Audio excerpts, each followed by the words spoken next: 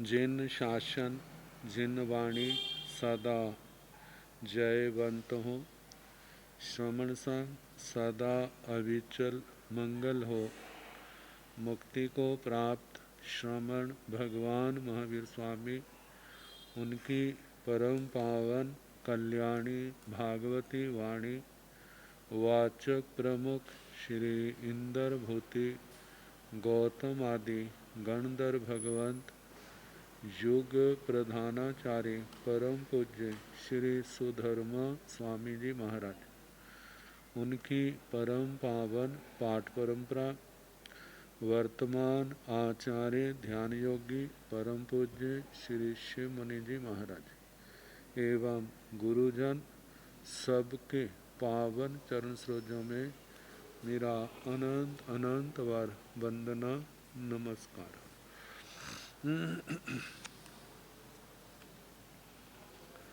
आगम परिषद में विराजमान वरिष्ठ मुनिराज,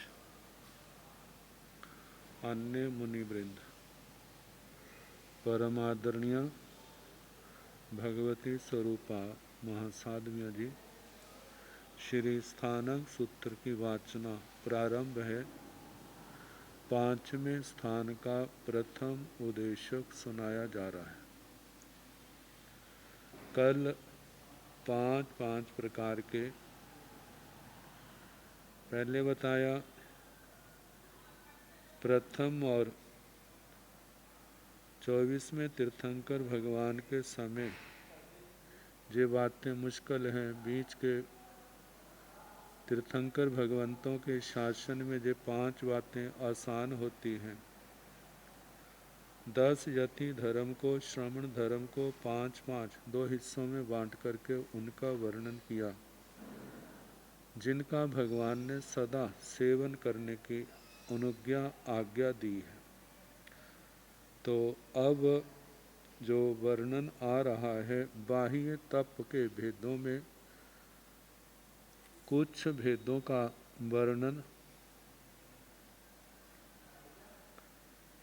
पंच ठाणाई समणान जाव अभ्नुन्नायाई भवन्ति तंजाह उखित चराय निखित चराय अंत चराय पंत चराय लूह चराय। पंच ठाणाय जाव अभ्नुन्नायाय भवन्ति तंजाह अन्नाय चराय अन्न गिलाय चराय मोन चराय संसठ कपिये तजाय संसठ कपिये। पंच ठाणाय जाव अभ्नुन्नायाय भवन्ति तंजाह उवनिह्य सुदेशनीय संखादत्ये दिट्ठ लाभिये पुट्ठ लाभिये।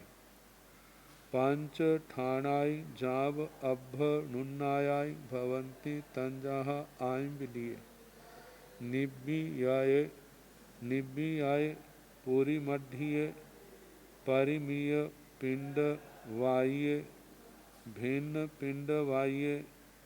पंच ठाणाय अभ्नुन्नायाय भवन्ति तंजाह अरसाहारे बिरसाहारे अंताहारे पंताहारे लूहाहारे।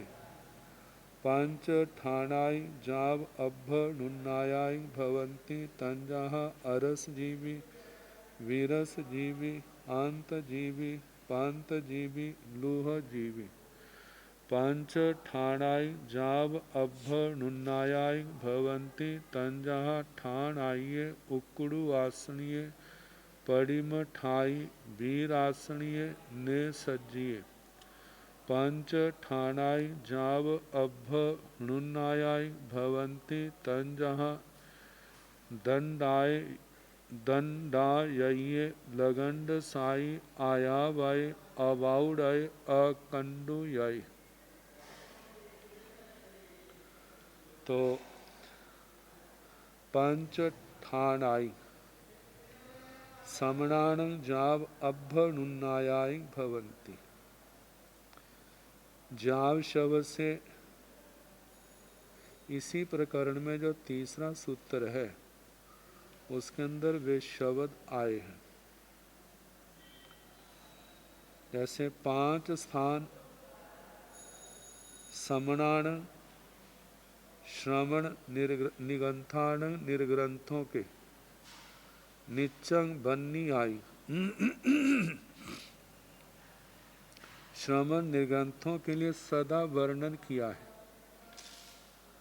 निच्चंग कितनी आई, सदा इनका आचरण आराधन करने के लिए कथन किया है, कीर्तन किया है।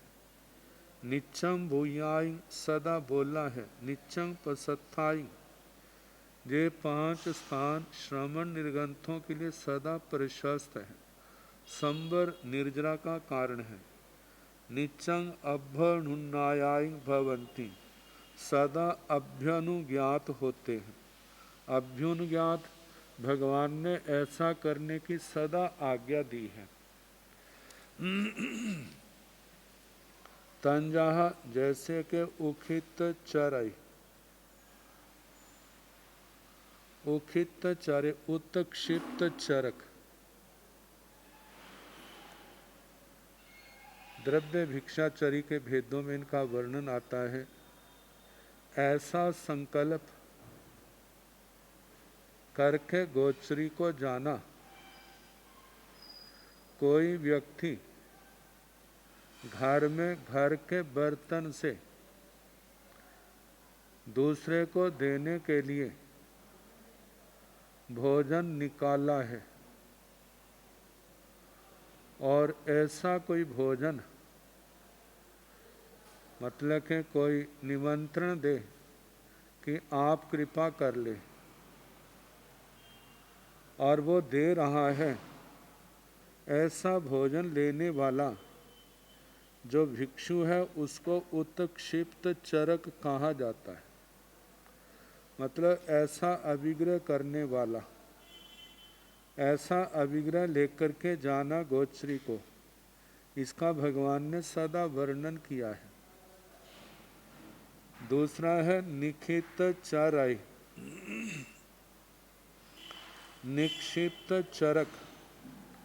निक्षिप्त चरक कहा जाता है कि भोजन करने के लिए एक पात्र में हंडिया से, बड़े बर्तन से भोजन निकाला था और उसके बाद खाने वालों को वो बांट दिया और उसके बाद बच गया।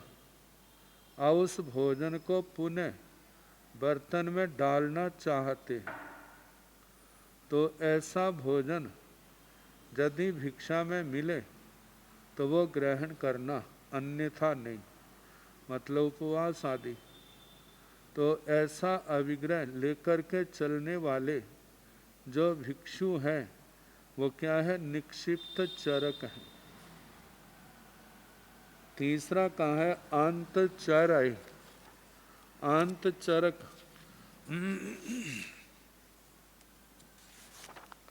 अंतचरक की जो व्याख्या दी है, जहाँ पर अंत शब्द का अर्थ है, वैसे अंतिम के लिए आता है। जहाँ पर ऐसे कुल अर्थात वंश जिनके वैभव का अंत हो चुका है, अर्थात निर्धन एवं अभावग्रस्त कुलों से भिक्षा ग्रहण करने की जिसने प्रतिज्ञा ले रखी है, उस साधु को अंतचरक कहा जाता है। आगे तुच्छ चरय, अंतचरय, पंतचरय। पंतचरय प्रांत चरक। प्रांत चरक का मतलब तुच्छ एवं साधारण कुलों से भिक्षा ग्रहण करने वाले साधु, उसको प्रांत चरक कहा जाता है। अंतचरक निर्धन किंतु उच्च कुलों से आहार ग्रहण करता है। प्रांत चरक जो है निर्धन एवं हीन कुलों से, छोटे कुलों से ही आहार ग्रहण करने की प्रतिज्ञा करता है। ये दोनों में अंतर है, अंतचरक और प्रांत चरक। अंत चरक में तो जो कुल जिनका वैभव समाप्त हो गया है और सामान्य जीवन जी रहे हैं लेकिन बड़े कुलों के हैं, और प्रांत चरक में जहाँ निर्धन है वहाँ पर छोटे कुलों के वो व्यक्ति घर हैं। तो ऐसे घरों से जो भोजन लेता है वो प्रांत चरक। और आगे लूह चराए रूक्ष चरक। रूक्ष चरक रूखा भोजन लेने का अभिग्रह लेकर के गोचरी को जाने वाले साधु साध्वी, जैसे पुण्य हुए दाने रूखी रोटी ही ग्रहण करूँगा। जिस साधु साध्वी ने जे प्रतिज्ञा ली हुई है उस साधु साध्वी को रूक्ष चरक कहा है। तो ये 5 बातें कही हैं, इनका आचरण करने के लिए भगवान की साधु साध्वियों को सदा आज्ञा है।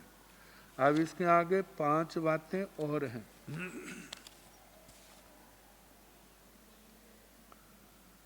पंच ठाणाई जाव अभनुन्नायाई भवंती तंजहा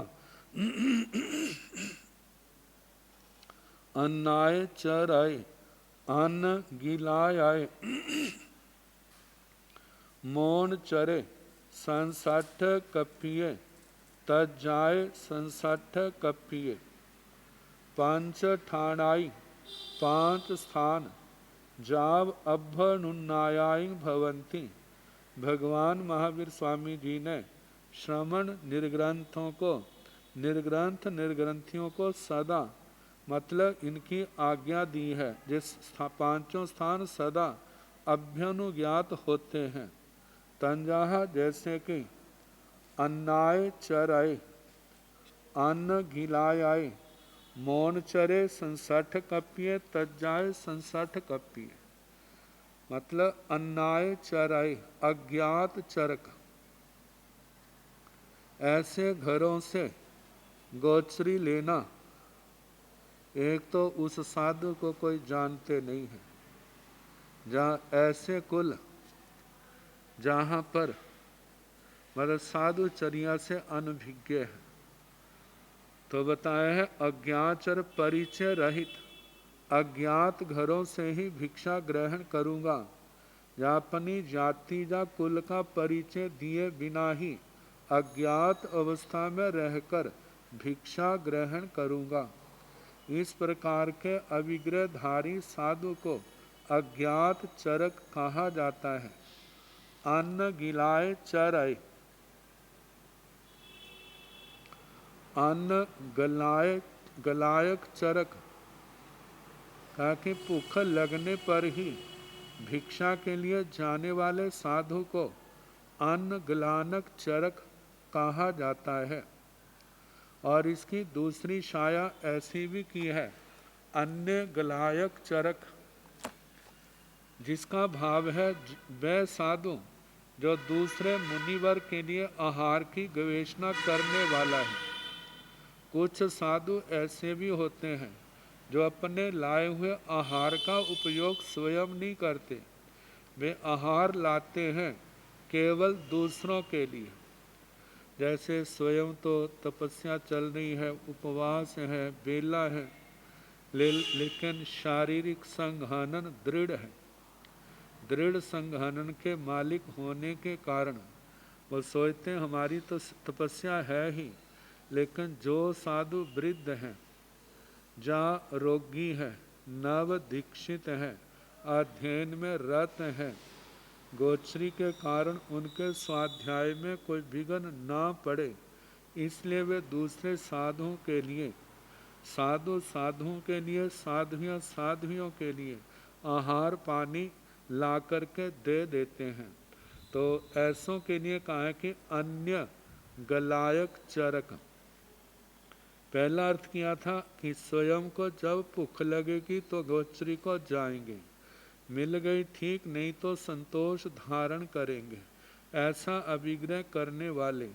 दूसरे जो है इसी का अर्थ के दूसरों के लिए वृद्ध है, रोगी है, मतलब नव दीक्षित है, या स्वाध्याय आदि में जो लगा हुआ है, या जो ऐसा तपस्वी तपस्या ज़्यादा होने के कारण गोचरी को नहीं जा सकता है, तो उनके लिए गोचरी ला करके देना, ऐसों के लिए अन्य गलायक चरक कहा जाता है।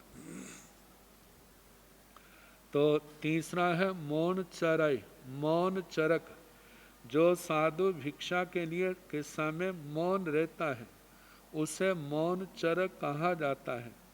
मौन रहने से पहले तो अनायासी भाषा समिति का पालन हो जाता है, वाणी पर नियंत्रणहीनता नहीं आ पाती, साधु जथालाभ संतोष की स्थिति को प्राप्त कर लेता है। चौथा है संसाठ कप्पिय। संश्रिष्ट कल्पिक, संसाठ कप्पिय संश्रिष्ट कल्पिक। अचित पदार्थों से भरे हुए हाथों से, कड़छी या कटोरी आदि से यदि कोई आहार देगा तो ही ग्रहण करूँगा, अन्यथा नहीं।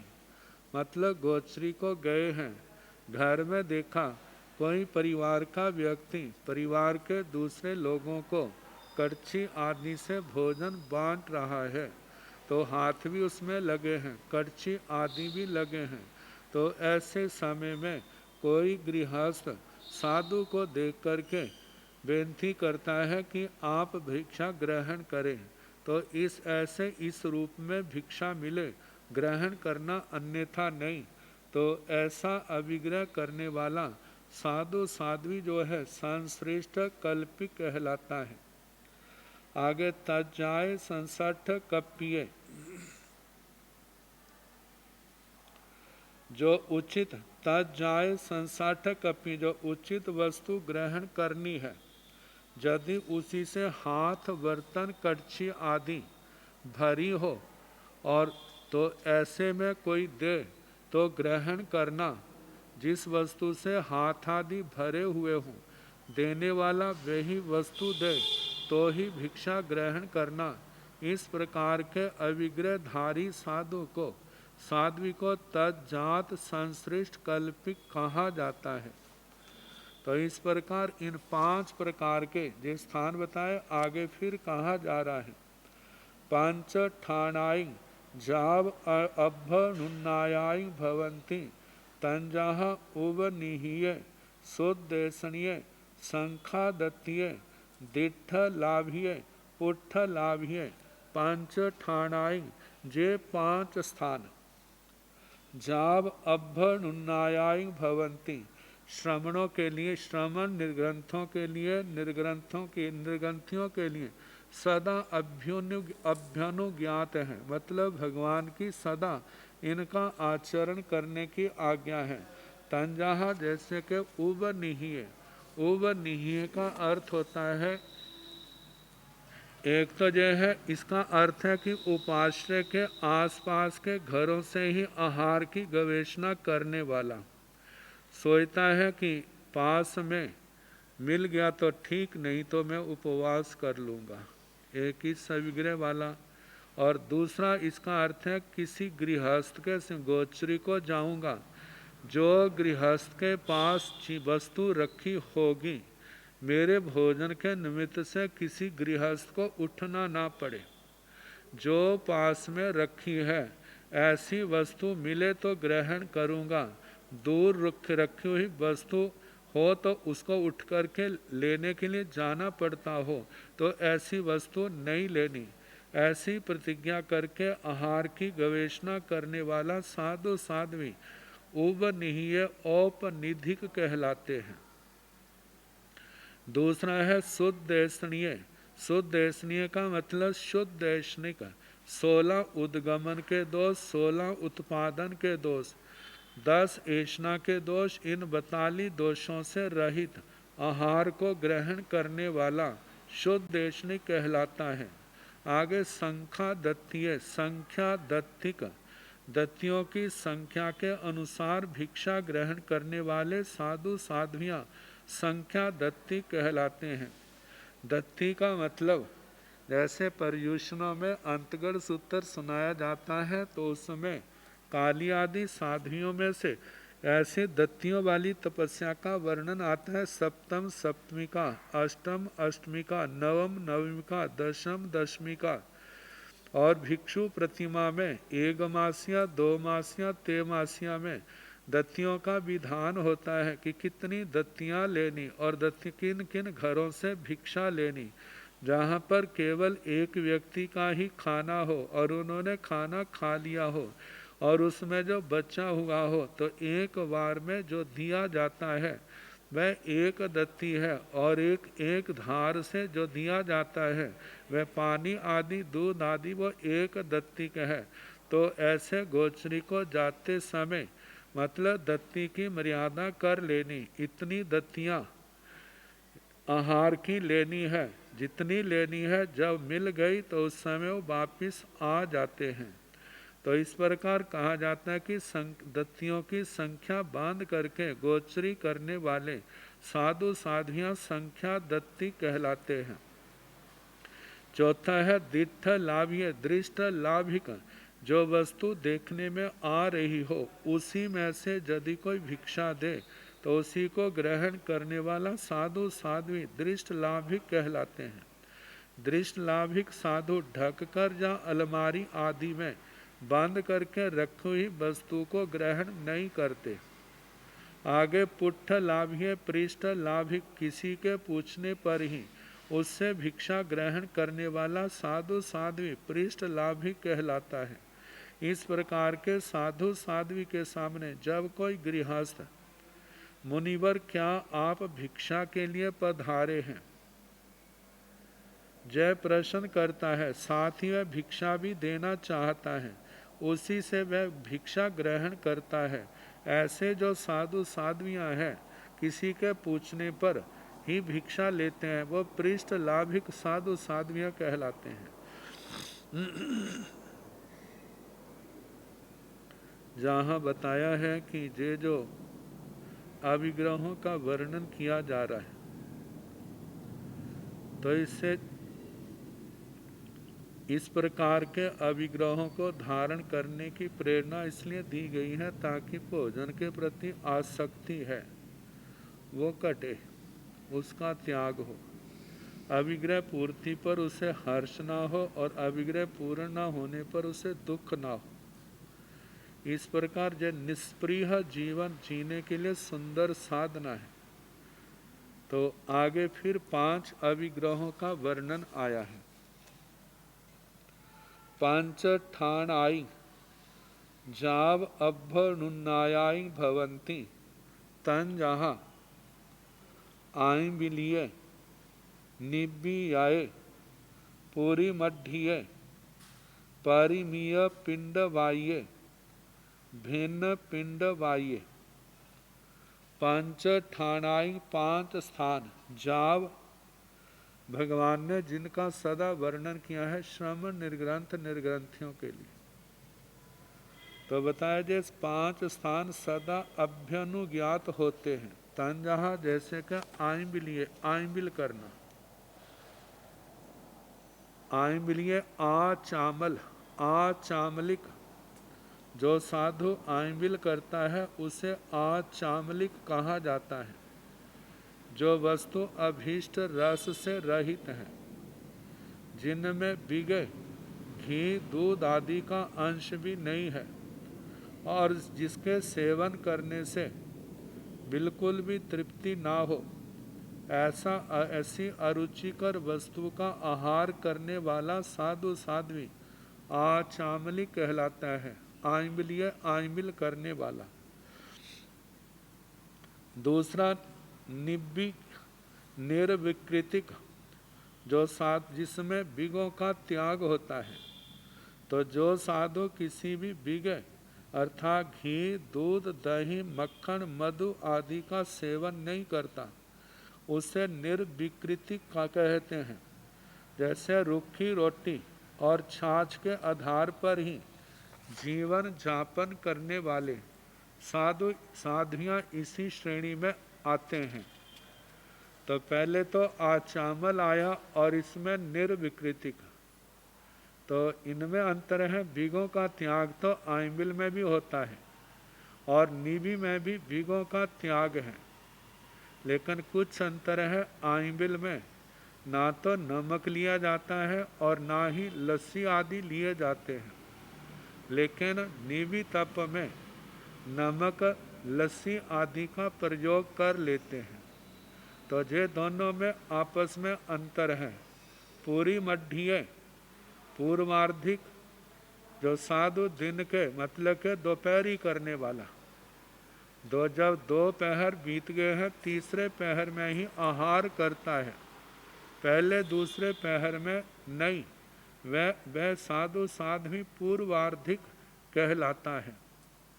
परिमित पिंड बाह्य, परिमित पिंड पातिक, द्रव्यों का परिमाण या घारों का परिमाण करके आहार के लिए, भिक्षा के लिए विचरने वाले साधु साध्वियां परिमित पिंड पाती कहलाते हैं। जिस जिस द्रव्य की जितनी मर्यादा की हो उससे अधिक द्रव्य न लाने वाला, और जितने घरों की मर्यादा की हो कि इतने ही घरों में जाऊंगा, तो जो ऐसी प्रतिज्ञा उतने घरों में भोजन मिल गया तो ठीक, नहीं तो अपना उपवास आदि करने वाले, ऐसे जो साधु साध्वियां हैं वे परिमित पिंड पाती कहलाते हैं। आगे भिन्न पिंड बाह्य, भिन्न पिंड पातिक, किसी भी अखंड वस्तु को ना लेकर टुकड़े टुकड़े की हुई वस्तु को ही ग्रहण करने वाला साधु भिन्न पिंड पाती कहलाता है। जैसे टूटे हुए मोदक आदि लेना या सत्तू आदि का आहार ग्रहण करना, ऐसे भिक्षा ग्रहण करने वाले भिन्न पिंड पाती कहलाते हैं। अब इसके आगे कहा पंच ठाणाई अभ्यनुन्नायाई भवंती तंजह अरसाहारे विरसाहारे अंताहारे पंताहारे लूहाहारे। पांच ठाणाई 5 स्थान अभ्यनुन्नायाई भवंती श्रमण श्रमणियों के लिए, निर्ग्रंथ निर्ग्रंथियों के लिए सदा अभ्यनुज्ञात है। मतलब भगवान ने इनका आचरण करने की सदा आज्ञा दी है। तंजहा जैसे कि अरसाहारे, अरसाहार, अरसा अरस आहार, अरसा आहार का मतलब जो साधु साध्वी हींग आदि मसालेदार व्यंजनों से रहित भोजन लेता है, उसी आहार की गवेषणा करता है, उस साधु साध्वी को अरसाहार कहा जाता है। आगे बिरसाहारे, जो साधु पुराने धान्य से बने हुए आहार की गवेषणा करता है, उसे बिरसाहार कहा जाता है। अंताहारे, जो साधु अन्य साधुओं के भोजन के बाद भुक्ता विशेष पदार्थों का आहार करने वाला है, वह अंताहार कहलाता है। मतलब साधु साधुओं के लिए, साध्वी साध्वियों के लिए गोचरी में गए हैं और भोजन रख दिया है, उसका विग्रह है कि सारे साधु साध्वी संत खा लेंगे, तो उसके बाद जो बचेगा केवल वही आहार करूँगा, बच गया तो ठीक, नहीं तो संतोष। ऐसे साध्वी का साध्वियों के लिए भोजन लेके आए हैं, उनमें से बच गया है तो वो लेगा, नहीं बचा है तो संतोष ही उसका धन है, संतोष ही तप है। तो इस प्रकार अंत मतलब अंताहार, जे ऐसा मतलब है अंताहार तप, तो ऐसा आहार करने वाले साधु साध्वियां अंताहार कहलाते हैं। आगे प्रांता पंताहारे, जो साधु तुच्छ एवं बासी शीत वस्तु का आहार करने वाले हैं, वे प्रांताहार कहलाते हैं। रुक्षाहार, जो साधु साध्वियां रुक्ष पदार्थों का आहार करते हैं, वे रुक्षाहार कहलाते हैं। वे घी तेल दूध दही आदि का प्रयोग नहीं करते, केवल नीरस पदार्थों का आहार करते हैं।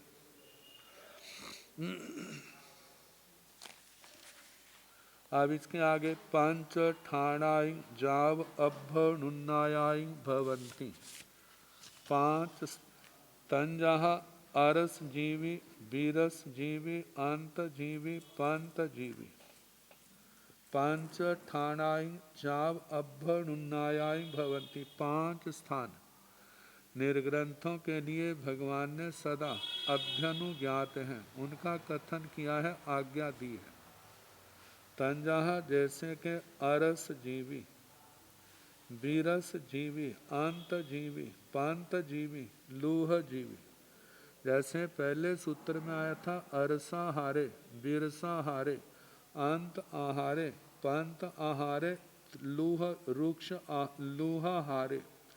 तो जहाँ पर आहार के स्थान पर जीवी शब्द जोड़ा है, इसका अंतर है कभी कभी ऐसा अभिग्रह करने वाले जो साधु साध्वियाँ हैं तो वो अरसाहार बिरसाहार में आते हैं, और जिनकी निरंतर ऐसी धारणा ऐसा अभिग्रह है रोज का, तो उनके लिए अरस जीवी, बीरस जीवी, अंत जीवी, प्रांत जीवी और रुक्ष जीवी, इन शब्दों से कहा जाता है कि वे संत साधुयाँ ऐसे हैं।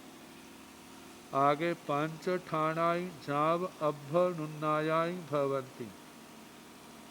तंजहा ठाणाय उक्ड़ुआसनीय पड़िमठाई वीरासनीय निसज्जीय। अब आगे जो 2 सूत्र हैं जिनका संबंध कायक्लेश तप से आता है। पंच ठाणाई जाव अभ्यनुन्नायाई भवंती। 5 स्थान निर्ग्रंथों के लिए सदा अभ्यनुज्ञात होते हैं। तंजहा जैसे के ठाण आइए, ठाण आइए स्थानार्थिक। तो स्थानार्थिक इसे कहा जाता है कायोत्सर्ग करके ध्यान मुद्रा में खड़े रहने की प्रतिज्ञा वाला साधु स्थानार्थिक कहलाता है। मतलब कायोत्सर्ग करके खड़े हो गए और उसमें समय बांध लिया, इतने समय तक, जब तक शास्त्र पाठ है, ध्यान है या कोई भी पाठ है, जब तक इतना नहीं कर लूँगा तब तक मैं कायोत्सर्ग मुद्रा में कायोत्सर्ग करके ध्यान में रहूँगा। तो ऐसे खड़े होकर के मतलब ध्यान करने वाले, उनके लिए स्थानातिक, स्थान आइए, इन शब्दों से कहा जाता है स्थानादिक, वे साधु साध्विया। दूसरा है उक्ड़ू आसनीय। उक्ड़ू आसन के भार बैठ करके, पैरों के भार से बैठ करके स्वाध्याय करना। स्वाध्याय ध्यान आदि धर्म क्रिया करने वाले साधु साध्वियाँ उक्ड़ू आसनिक। मतलब के गुरुओं के सामने नहीं, गुरुओं के सामने तो विनय पूर्वक बैठना होता है, लेकिन जब गुरुओं के सामने, गुरुओं के सामने नहीं, उनकी नज़रों में एक साइड में है, लेकिन उनकी नज़रों में वहाँ पर विशेष आसन में बैठना जिससे बैठने में जोर लगे, और उसको समता पूर्वक वहाँ उस आसन में स्थित रहने का अभ्यास करना। तो ये दूसरा है उक्ड़ू आसन। दूसरा है पड़ी मिठाई, प्रतिमा स्थाई। जो साधु 12वीं भिक्षु प्रतिमा को अंगीकार करके अवस्थित रहने वाला है, धर्म त्याग करते समय मेरुगिरी की तरह निष्काम एवं अडोल रहने वाला है, वह साधु प्रतिमा स्थाई कहलाता है। मतलब किसी भी प्रतिमा को धारण किया है, खड़े होकर के पद्म आसन में या विशेष आसन जिसमें जोर लगता है, तो कहा जाता है उस आसन में रह करके अपनी धर्म आराधना करना, ध्यान साधना करना, तो वह प्रतिमा स्थाई है। चौथा है वीर आसनीय, वीर आसनिक। वीर आसन में बैठने वाला साधु साधु वीर आसनिक कहलाता है। जिस प्रकार कोई व्यक्ति भूमि पर दोनों पैर रखकर कुर्सी पर बैठा हो, फिर उसके नीचे से कुर्सी हटा देने पर वह व्यक्ति यदि पहले की तरह ही बैठा रहे, तो उस आसन को वीर आसनिक कहलाते हैं। और इस आसन को ब्रह्मचर्य आसन भी कहा जाता है, क्योंकि यह ब्रह्मचर्य पालने में अत्यंत उपयोगी और सहायक है। नेसज्जीय निषद्या आसन में कहते हैं बैठने का एक प्रकार को निषद्या कहते हैं। इस निषद्या मुद्रा में बैठकर साधना करने वाले साधु को निषद्दि कहा जाता है। जो आसन संयम के उपयोगी हो वे ही आसन समुचित माना गया है। जो आसन अवनीतता का सूचक हो और सभ्यता, आरत्यान, रौद्र ध्यान की स्थिति को प्रकट करने वाले हों, ऐसे आसन जो है साधु साधियों के लिए सदा मतलब के वर्जनीय है, छोड़ने योग्य है। पर्यंकासन, अर्ध पर्यंकासन, पद्मासन, पलथी लगा के बैठना, बिल्कुल चुस्त होकर के अर्ध पद्मासन, पद्मासन, गोदू आसन, उकड़ू आसन आदि इन आसनों का इनमें समावेश हो जाता है। इन आसनों के संबंध में कहा है कि आसन वह शारीरिक साधना है जिसके द्वारा शरीर की समस्त जीवन प्रक्रिया को नियंत्रित किया जाता है। श्वास प्रश्वास की क्रिया को बल दिया जाता है। शरीर के रक्त संचार को सुव्यवस्थित एवं शुद्ध किया जाता है। इस प्रकार शरीर को आलस्य से मुक्त करके साधना के योग्य बनाया जाता है। अब इसके आगे पंच ठाणाई जाव अभ्युन्नायाय भवंती तंजह दंडाय ये लगंड साई आया वय अवाउडय अकंडुयाय। पांच ठाणाई जे पांच स्थान जाव अभ्युन्नायाय भवंती निर्ग्रंथों के लिए सदा अभ्यनुज्ञात हैं, इनकी आज्ञा है। तंजह जैसे दंडाय ये लगंड साई दंडायज्ञ का दंडायतिक, इसके संबंध में कहा कि जो साधु दंड की तरह सर्वांग फैलाकर लेट जाता है, किसी भी अंग को हिलाता डुलाता नहीं है और सिर और पैरों को अधर में रखता है, मतलब सिर को ऊपर उठा लेता, सिर को और पैरों को ऊपर उठा लेता है और पीठ का भाग जो है वो जमीन से लगा रहता है, ऐसे आसन में स्थित रहना इसको दंडायतिक कहा जाता है। ऐसा आसन किसी विशेष अवस्था में निश्चित एवं अनिश्चित काल के लिए जो करते हैं। आगे लगंड साई, लगंड का अर्थ है वृक्ष आदि का ऐसा अनगढ़ भाग जो दोनों ओर से पृथ्वी को छू रहा है, परंतु उसका मध्य भाग ऊंचा उठा हुआ है। जिस तरह वह काठ दोनों ओर से भूमि पर लगा होता है और उसका मध्य भाग भूमि से ऊंचा रहता है, वैसे ही जो साधु पीठ को भूमि पर बिना लगाए लेटे रहने वाला वह लगंड साई कहलाता है। अब योग आसनों में इन आसनों की विधियां बताई जाती हैं तो कहा जाता है कि ये अभ्यास साध्य है। जितना जितना संज्ञान दृढ़ हो और उसके बाद ये आसन किए जाते हैं, अन्यथा सामान्य संज्ञान के लिए लंबे समय तक ऐसे आसनों को लगाना इतना संभव नहीं होता। लेकिन कहा है कि ऐसी इन आसनों के अंदर रह करके ध्यान आदि की साधना करने वाले संत। आगे आयावय आतापक, जो साधु गर्मी की ऋतु में धूप की आतापना लेते हैं उसे आतापक कहा जाता है। अवाउडय अप्रावृत्तिक, शीतकाल में बस्तर का उपयोग न करके सूखी घास आदि का ही उपयोग करने वाला साधु अप्रावृत्ति कहलाता है।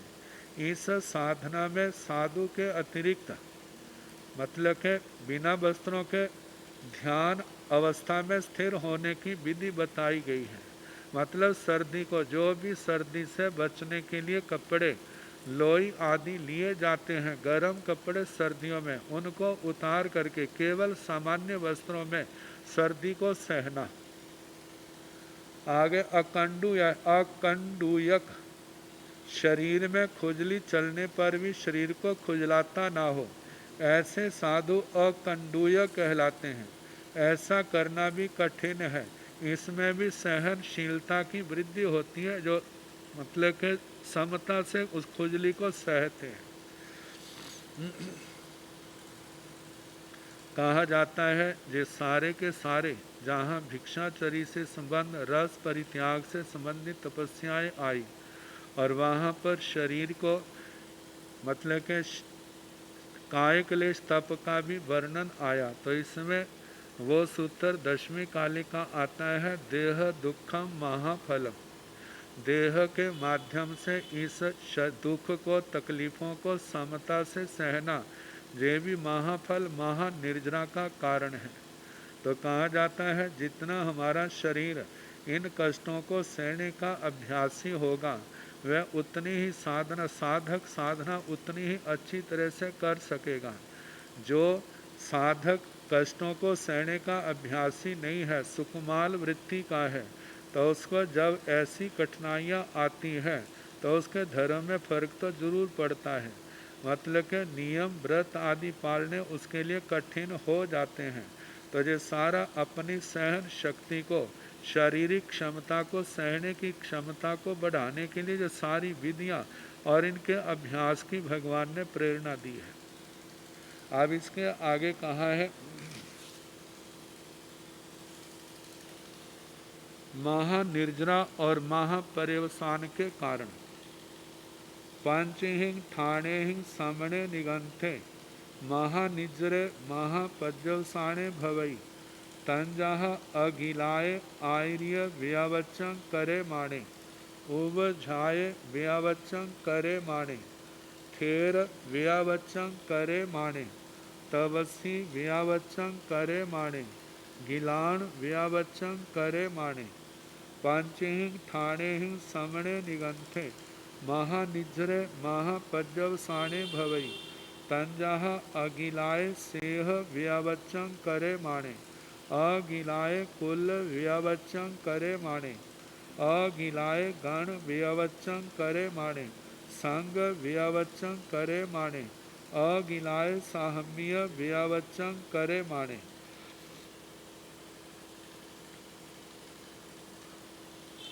पंचहिंग ठाणेहिंग समणे निगंथे महानिजरे महापर्यवसाने भवई तंजाह। पंचहिंग ठाणेहिंग 5 स्थानों से, मतलब 5 कारणों से। समणे निगंथे श्रमण निर्ग्रंथ, महानिजरे महानिर्जरा वाला, और महापर्यवसाने महापर्यवसान वाला। महानिर्जरा का कहा कि जिस क्रिया से कर्मों की महानिर्जरा होती है, कर्मों के बंधन टूटते हैं, तो उसको महानिर्जरा कहा जाता है। और जिस प्रक्रिया, वह प्रक्रिया जिससे निर्वाण पद की प्राप्ति हो, उसको ही महापर्यवसान कहा जाता है। दूसरे शब्दों में अपुनर्बंधक, कि जिसके बाद कर्म का बंधन नहीं होगा। तो इस प्रकार 5 कारणों से आत्मा महानिर्जरा महापर्यवसान करता है। तंजाह जैसे कि अगिलाय आर्य व्यावच्चं करे माणे। अगिलाय का मतलब बिना गलानी के, आर्य व्यावच्चं करे माणे आचार्य भगवंतों की व्यावृत्ति करना, उनकी सेवा करना। मतलब सेवा करने में किसी प्रकार की गलानी का अनुभव नहीं करना। दूसरा है उवझाय व्यावच्चं करे माणे, उपाध्याय की व्यावृत्ति करने वाला। थेर व्यावच्चं करे माणे, स्थविर की व्यावृत्ति करने वाला। तपस्वी व्यावच्चं करे माणे, तपस्वी की व्यावृत्ति करने वाला। गिलान व्यावच्चं करे माणे, गलान रोगी की व्यावृत्ति सेवा करने वाला। तो सबसे पहले कहा है कि आर्य व्यावच्चं करे माणे, तो कहा है कि आचार्य,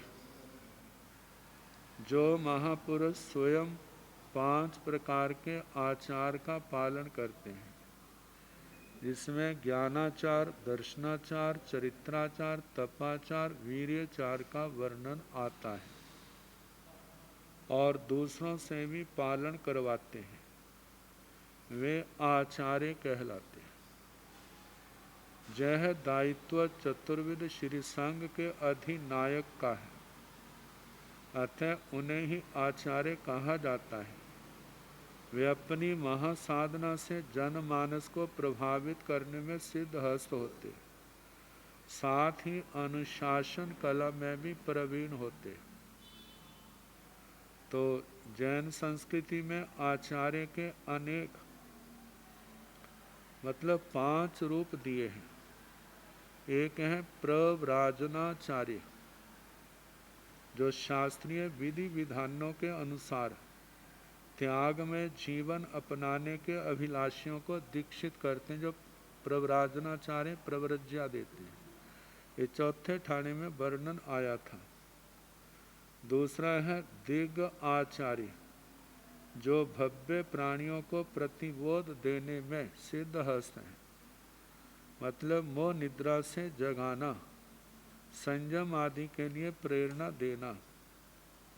तीसरे हैं उदेशनाचार्य, जो किसके शिष्य की कैसी कैसी योग्यता है, जिसके अंदर जैसी योग्यता है उसको उसी क्षेत्र में लगाना। इस बात को लक्ष्य में रखकर उनकी योग्यता अभिरुचि के अनुसार आगमों का अध्ययन करने के लिए आज्ञा देने वाले जो है। चौथे का है समुदेशनाचार्य, जो आगमों के अंतर्वर्ती विशेष प्रकरणों को समझने के लिए, आगमों का ज्ञान स्थिर करने के लिए, साधक वर्ग को संयम में स्थिर रखने के लिए छोटे छोटे कार्यों की आज्ञा देते हैं। तो वाचनाचार्य, जो शिष्यों को स्वयं में सूत्र और अर्थ का अध्ययन करवाते हैं। तो ऐसे जो 5 प्रकार के आचार्यों का वर्णन किया है, इनके कार्यों में सहयोगी होना, उनको बाहर दूसरी क्रियाएं करने की कोई उनके ऊपर चिंता ना हो, मतलब उनका सहयोगी होना, उनकी बिना गलानी के उनकी सेवा करना। तो आचार्य व्यावृत्ति है। अब दूसरा है उपाध्याय व्यावृत्ति, जो मुनिराज आगमों का अध्ययन करवाते हैं, प्रमाण, नए, निक्षेप, अनुगम, उत्सर्ग, अपवाद और विभिन्न दर्शनों की मान्यता को लक्ष्य में रखकर भेद प्रभेदों सहित विषय को स्पष्ट कर साधकों के मन को समाहित करते हैं, उन्हें उपाध्याय कहा जाता है। तो उनकी बिना ग्लानि के सेवा। आगे स्थविर, स्थविर वे हैं जो धर्म में स्थिर करने वाले हैं, उनको स्थविर कहा जाता है। स्थविर 3 प्रकार के कहे, जिनकी आयु 60 वर्ष की हो गई है, उनको वय स्थविर कहा जाता है। जिनकी दीक्षा 20 वर्ष की हो, उनको पर्याय स्थविर कहते हैं। जिन्होंने स्थानांग और संवायंग सूत्र का क्रमशः अच्छी तरह से अध्ययन कर लिया है। Recording in progress.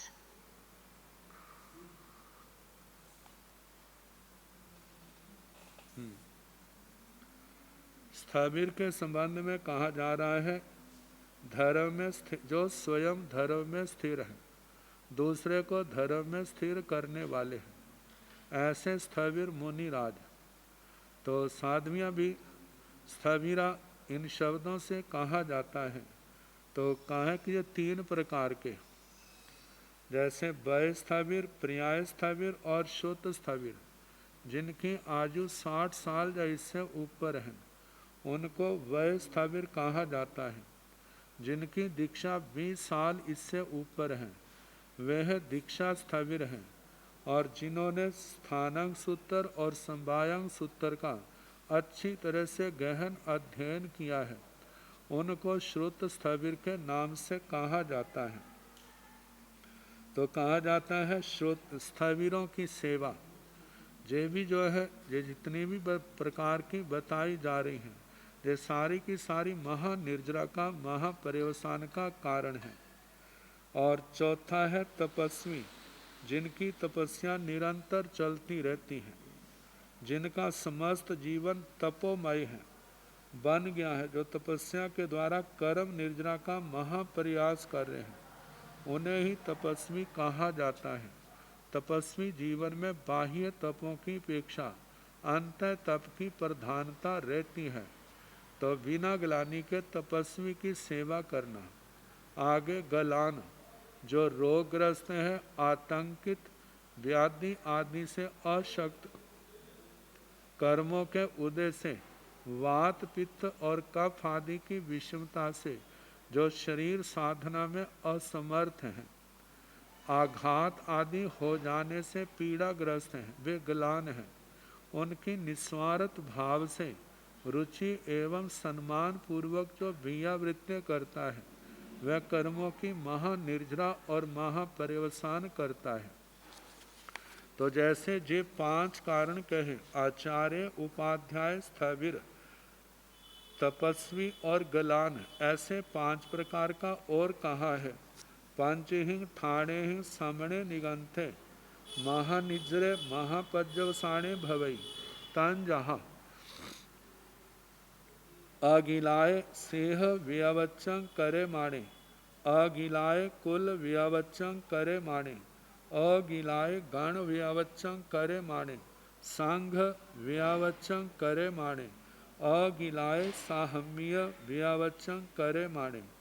पंचहिंग ठाणेहिंग 5 कारणों से समणे निगंथे श्रमण निर्ग्रंथ महानिज्र महापज्जवसाणे भवई, महानिर्जरा वाला महापरिवसान वाला होता है। तंजहा जैसे कि अगिलाय सेह व्यावच्चं करे माणे, बिना गलानी से सेह व्यावच्चं सैक्ष नव दीक्षित की सेवा करना। नव दीक्षित की बिना गलानी से व्यावृत्ति करने वाला। दूसरा बताया है अगिलाय कुल व्यावच्चं करे माणे, बिना गलानी से कुल की व्यावृत्ति करने वाला।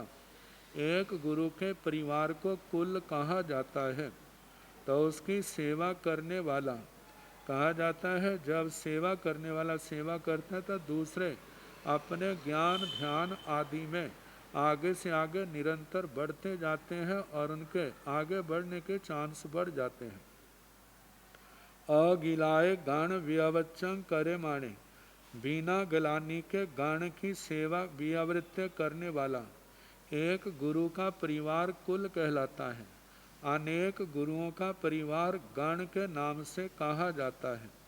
आगे संघ व्यावच्चं करे माणे, संघ अनेक गणों का जो समूह है जिसे संघ कहा जाता है और जिनके प्रमुख जो अधिष्ठाता आचार्य हैं, तो ऐसे संघ की व्यावृत्ति करने वाला। अगिलाय साहम्य व्यावच्चं करे माणे, गलानी रहित होकर के साधर्मी समान धर्मी की सेवा करने वाला, वह भी महानिर्जरा महापर्यवसान करने वाला होता है। तो इस प्रकार महानिर्जरा महापर्यवसान के 5 कारण कहे। अब इसके आगे जो वर्णन आएगा कल जैसे समय होगा कराने का प्रयास किया जाएगा। तो आज बुधवार है, पत्तर तो मेरे पास कोई नहीं आया, और जो नव तत्व का वर्णन चल रहा है, मनुष्यों के 303 भेद, जिसमें काल का वर्णन हुआ था, काल चक्कर, तो 15 कर्म भूमियाँ, 30 अकर्म भूमियाँ, 56 अंतरदीप। इनमें एक कर्म भूमि और एक अकर्म भूमि तो जम्बू द्वीप में पाई जाती है। 2 कर्म भूमियाँ, 2 अकर्म भूमियाँ ये धातकी खंड में पाई जाती हैं। 2 में एक तो पूर्व की ओर और एक पश्चिम की ओर। ऐसे ही 2 कर्म भूमियाँ और अकर्म भूमियाँ अर्ध पुष्कर द्वीप में पाई जाती हैं। इसके भी दो हिस्से हैं, पूर्व और पश्चिम का, तो एक एक साइड में एक एक पाई जाती है। जो अंतर द्वीपों के स्थान हैं वो चोल हिमबंद पर्वत और शिखरी पर्वत के पूर्व पश्चिम में जो दो दो शाखाएं निकलती हैं, एक एक शाखा में मतलब 7-7 अंतर द्वीप हैं, तो ठाई ठाई करके जो 56 हो जाते हैं। 14 प्रकार के समूर्छा मनुष्यों के उत्पन्न होने के स्थान हैं, जिसमें उच्चारेषु वा, पासवणीषु वा, खेलेषु वा, सिंघाणीषु वा, बंतेषु वा, पित्तेषु वा, पूवेषु वा, सोणीयेषु वा, सुक्केषु वा, सुक्क पुगल परिसाड़ेषु वा, इत्थि पुरुष संयोगेषु वा, माडाय मृतक जीव कलेवरेषु वा, नगर निधवणेषु वा, सभ्येषु चैव असूई ठाणेषु वा। ये 14 स्थान कहे हैं। जैसे उच्चारेषु वा, जो मनुष्यों का मल है, उच्चार है उस समय। पासवणीषु वा, प्रश्रवण लघु शंका को कहा जाता है उस समय। खेलेषु वा, खेल जो गले से मुंह से जो बलगम निकलती है उसमें। सिंघाणीषु वा, जो नाक से बहने वाला जो मल है उसमें। पित्तेषु वा, पित्त मतलब एसिड पड़ जाता है, बाहर निकल जाता है वोमिटिंग आदि के द्वारा उसमें। पूवेषु वा,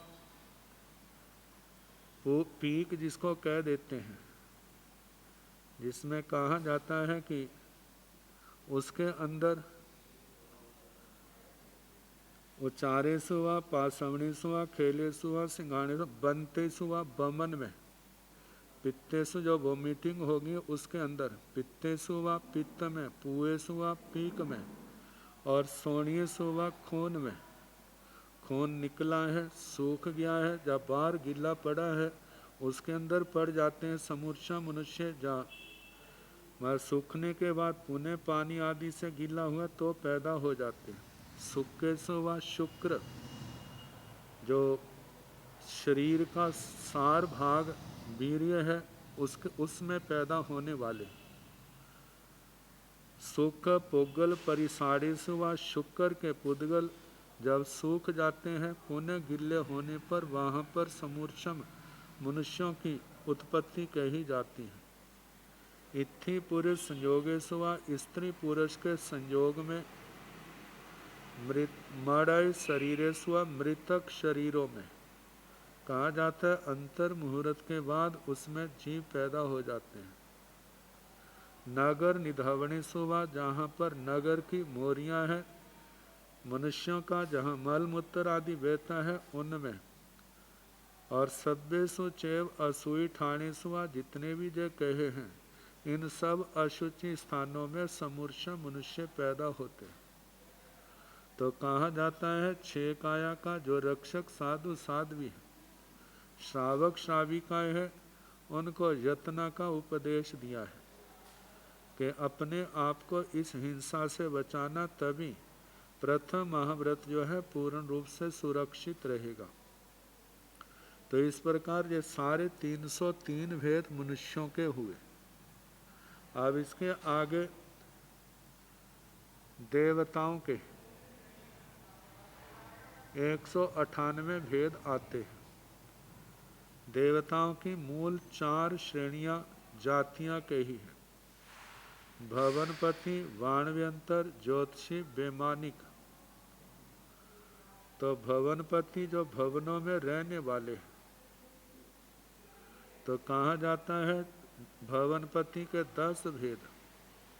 असुर कुमार, नाग कुमार, सुवर्ण कुमार, विद्युत कुमार, अग्नि कुमार, द्वीप कुमार, उद्दी कुमार, दिशा कुमार, पवन कुमार, स्तनित कुमार। जे 10 प्रकार के भवनपति देव हैं, इनके संबंध में कहा जाता है जे रत्न प्रभा पृथ्वी। इस पृथ्वी की जो मोटाई 1,80,000 योजन मोटी है, ऊपर का 1000 योजन छोड़ दें और नीचे का 1000 योजन छोड़ दें तो बीच में 1,78,000 योजन का क्षेत्र ऊपर से नीचे तक और चारों दिशाओं में असंख्यात कोटा कोटि योजन है। जो रतन प्रभा पृथ्वी एक राज्य प्रमाण जिसका व्यास है, तो इसके अंदर 13 पाथड़े हैं और 12 अंतर है। पाथड़ों के अंदर तो नारकी रहते हैं, पहली नर के, और जो 12 अंतर हैं उनमें कहा जाता है ऊपर से लेकर नीचे तक।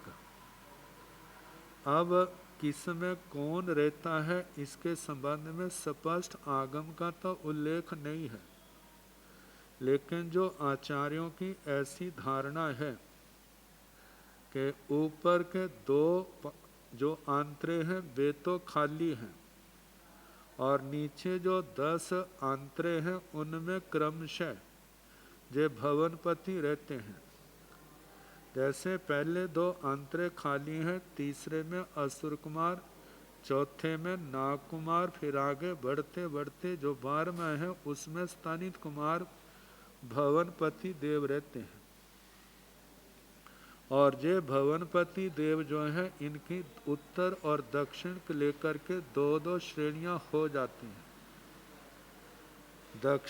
दक्षिण दिशा के भवनपति और उत्तर दिशा के भवनपति।